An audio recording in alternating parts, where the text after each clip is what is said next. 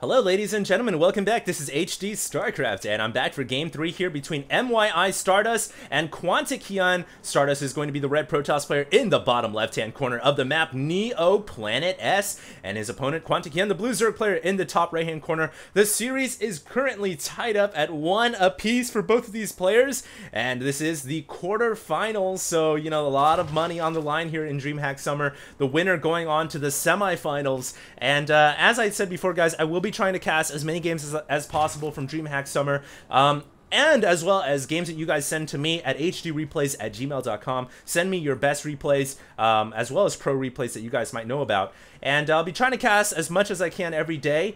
And I've got a couple of really good sets I want to bring out for you guys as soon as possible following this set. So hopefully tomorrow, which is Sunday, I'll have a great game for you guys, a great set of games for you guys. And so we'll find out who wins this here in the third and final game. Hyun is sending out his Overlord now to the bottom left-hand side.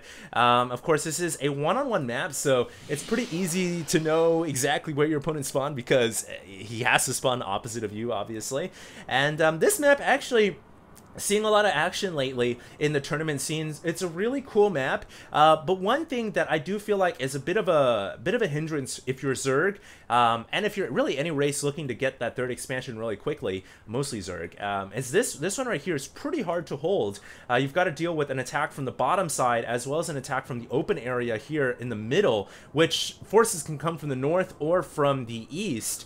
And of course, it's symmetrical for the other side as well. So that's one thing that's pretty hard to hold. Also, another thing that I've never seen before on this map is two players holding the gold expansions and then having a bit of a skirmish here in the middle of the map. That would only happen, obviously, in the late game, short of any, you know, cheesy shenanigans like a Terran player lifting off and going to the gold right away. But yeah, very interesting map, and it typically doesn't end up being a very long game on this map. Usually things are a little bit shorter, and honestly, if I'm Stardust here, I'm thinking this is a great map to do any of my, you know, 7-gate attack, 8-gate, 9-gate, whatever. Any type of surprise all-in or attack. On a map like this, it suits it pretty well because you know where your opponent spawns. There isn't really that long of a distance to the Zerg player's base, and on top of that, it's very hard for a Zerg player to hold off the third expansion here. Some Zergs will even try to expand over here instead, and I don't even know if that's better. I think that's actually worse. So if there's a map for Stardust to go and do what he's done the last 2 games already, which has been a bit of an ambush, you know, all-in-your-face gateway attack, then this is certainly a map to do it on. And I really don't know if Hyun wants to go for a quick third expansion again on this map.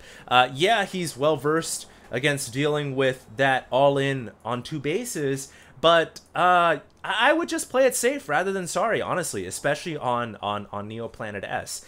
And we can see here Stardust now pulling his probe back home. It looks like he's going to try to tuck it into the middle of the map here, but the Overlord instantly will spot it out. And in the meantime, back at the front door here, one Overlord is chilling over the high ground, giving a good bird's eye view on what's going on at the natural expansion, which isn't too much right now. In fact, we don't have an early +1 weapons yet, although it could be because Stardust doesn't have enough gas. He has 100 gas, and it looks like he's going to drop it right into Warp Gate. So there it is. Meanwhile, probe going over on the top right-hand side, but the Zerglings immediately finding it out. And this is so important for Hyun. He wants to make sure that he gets rid of these probes immediately. Don't let these probes, you know, scavenge themselves and scatter themselves across the map and find places to throw down these hidden pylons, because those pylons are going to be the death of him. One Zealot coming out to assist these the probe, and that is nice because that probe is going to be able to make it back home and go back to mining duties. So very nice so far from Stardust, and meanwhile, no real units have been lost so far, but Hyun is bringing out additional Zerglings, and it looks like he wants to get rid of this Zealot. And if he can get rid of this Zealot, then basically he can just scatter these Zerglings across Neo Planet S and really get good locations as to whether or not, you know, pylons are coming up, and he'll be able to sniff out those proxies very easily. But it looks like right now he's going to send those 4 Zerglings to the front door of the Protoss player. And this is also a good idea. You want to check the front door, make sure that nothing, you know, fishy is going on. And you can see here that Hyun is also keeping a very good Overlord placement outside of the Protoss main base, and now he's going to send those Overlords in. He really wants to find out what's going on. He also has a third hatchery coming up in the meantime, and so far I don't think Stardust has actually thrown up anything too fishy yet, although we do have a Twilight Council coming up. And I'm trying to find the Twilight Council for you guys. Let's go ahead and check. It is right here. And the Overlord did see that Twilight Council. That is a pretty quick Twilight Council. And at this stage of the game, anytime you see a Protoss throwing a Twilight Council on 2 bases, it can only mean 2 things. Either A, you're going to be dealing with Blink Stalkers and an Observer, which on this map isn't a bad idea. Stalkers can blink right into the main base. Or B, you're going to be dealing with some type of delayed Dark Templar. And I honestly think we are going to be dealing with Blink Stalkers here. And if that's the case, usually against Blink Stalkers, one of the best ways to combat them, if you're Zerg, you know, Hydras and Zerglings are a great composition against just pure Blink Stalkers. Also, you want to try to have Overseers in your army so you can take out the Observers as well. So Hyun here, I mean, he's in the best shape possible. He's got the extra hatchery. He's got the scout. He knows that there's a Twilight Council back there. So, I mean, right now he is in the best possible position to combating what he thinks Stardust is going to be going for, although Stardust is going to go for another expansion here. And so I guess we are not going to be dealing with Blink Stalkers, although this could be a feign. You never really know when you're dealing with a play at this high of a level. Anything is possible, but I do like how Hyun had an Overseer ready to go, and he will pick off that Observer. That's so big because now he basically keeps the Protoss in the dark. Protoss has no idea, you know, the timing on the Hive, which it just now began. I don't think he actually saw it, but he might have. No, he did not. So, really, he has no idea what he's up against, what type of units.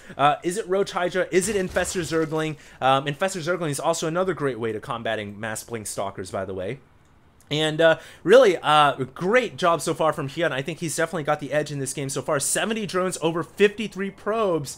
And yeah, he just needs to send an Overlord over there. Although I guess he can deduce that there is an expansion coming up because of the pathway of those probes. And in the meantime, what kind of forces do we have coming up? That Twilight Council was never really used, in fact. We never had a charge upgrade. We never had a blink upgrade. In fact, the Twilight Council may very well have just been a feign in of itself in order to try to trick the Zerg player Hyun into thinking that there was some type of shenanigans going on, when in fact Stardust is really just going for an expansion. And I guess that's another trickery that Stardust is just using, and really it's just player history.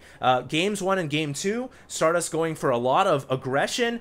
Game 3, going for a Twilight Council, trying to throw Hyun off balance, and I don't know if it actually worked or not, because Hyun is just, he's a very classy player, a very high level. He knows that there's an expansion going on over here, and from that I think he can kind of say, alright, I know you're not going Blink Stalkers, or at least you aren't going for an all-in with Blink Stalkers, and I'm gonna now push out with these Roaches and Hydras. I'm gonna find out exactly what's going on. And really, Stardust does have, let's see, he's got Zealots, he's got Immortals, and he's got Sentries here. So he's got a pretty sizable army, and really, because he doesn't have that many Stalkers, the Hydras aren't going to be all that effective. They will be good against the Immortals. They will be good against actually everything here. But when force fields come down, they can really cut off those Roaches and Hydras. So I definitely feel like, I don't think Hyun has a huge edge right now, although if you look at the supplies at 175 to 129, but I don't think Hyun has a big of an edge as he thought he would have had. You know, Roach Hydra Zergling here, it's good, but typically, you know, against this type of army, you want to have some Infestors mixed in as well. And really, if Stardust can get some pretty good force fields down, I don't see how he will just straight up lose this fight. I think he's got a good chance here. And here we go. He's coming in with the army. You can see that Hyun is trying to spread out his Zerg forces immediately. It would be a good idea for him to send some Zerg forces up here to the high ground. He can go around the back and surround the Protoss army. But it looks like he's not thinking about that right now. He's trying to add in some Vipers as well, so he can get some Abducts on the Immortals. And Stardust here really thinking about making a push. One other edge he's got once again is he's got very good upgrades, 2-1 compared to just one missile, one attack for the ground forces for the Zerg player. But here comes a double abduct to make sure he gets rid of that mothership core. and a very nice move right there from Hyun. He won't have to deal with Time Warp anymore, and he won't have to deal with the Mothership Recall if he gets the upper hand in this engagement. It looks like he's going to go in here. He's got creep, but he's force fielded, and this is a pretty close battle. I do think Hyun might have enough forces to hold this off, although more Zealots are reinforcing. And it looks like those force fields are just crippling the Zerg army. Once again, Blinding Cloud coming down, which does actually help, I guess, doesn't really help anything here. Because all these forces do not use projectiles to attack with. And so, wow, Stardust is actually just going to straight up win the battle with his superior upgrades and great force fields. And now he's going to go up to the 3rd expansion. He's going to cripple all of these drones. And a lot of them are going down here. Meanwhile, Immortal Zealot coming over to the natural expansion, and there is nothing that Hyun can do. Hyun has just been straight up outplayed by Stardust. A couple of ganks coming in here of Ducks to bring the Immortals back, but I think it's pretty much over. Just a straight timing attack from Stardust, and this time you can rest assured, I mean, it really wasn't anything too tricky. Let's see, 1, 2, 3, 4. Well, we can go ahead and just pull up the structures tab here and find out exactly how many gateways there were. There was 9 warp gates. Oh, okay, 9 warp gates and robotics facility. Basically the same attack that he did in game 1, really. Just an awkward timing that Hyun was not prepared for, and a lot of ground troops, and unfortunately Hyun just didn't, I mean, he saw it coming in game 1. He knew that this is a build that Stardust can utilize in game 1, and he just didn't prepare himself for it in game 3. And I think one thing that Stardust did that was really tricky, that helped out quite a bit, was he threw down that early Twilight Council, which really kind of phased Hyun. It kind of put Hyun off balance, and Hyun just didn't expect to see this awkward timing, delayed 9-gate robotics facility attack, and it has worked out beautifully for Stardust. And Stardust has killed off 2 hatcheries now. I mean, it's basically game over. Hyun just has not GG'd yet, I think because he's just in a state of shock in the fact that this build from the Protoss player could be so successful, and Hyun has now GG'd. I mean, that's over. Stardust is victorious, and he's beaten Hyun, one of the best Zerg players, in 3 games, a best of 3, I should say, 2 out of 3 games, and really utilizing some pretty aggressive play, borderline cheesy, I think some players would call it, but whatever gets the job done. And Stardust, I guess, ladies and gentlemen, is victorious. So this patented 9-gateway robotics facility, 3-base attack, an awkward timing, which has proven to be quite successful in 2 games already. We'll see how he does in the rest of this tournament. I'll be keeping a close eye on him. For now, this is HD, and I am signing out.